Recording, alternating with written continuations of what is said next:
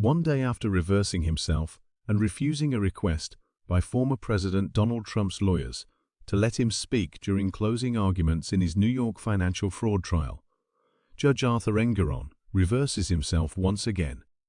Predictably, Trump's remarks do not follow the guidelines laid out by the judge, who quickly interrupts him.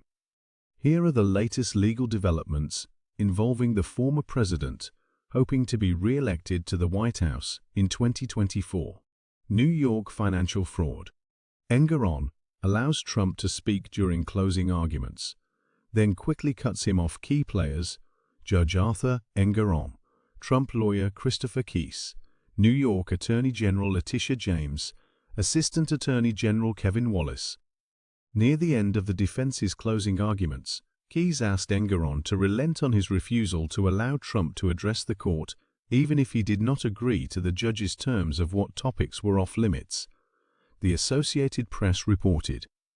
Engoron then asked Trump directly whether he would keep his comments limited to the facts in the case. "Well, I think, Your Honor, that I think this case goes outside just the facts," Trump responded, and then proceeded to flout those guidelines that would have barred him from making a political speech or from attacking courtroom staff and the judicial system.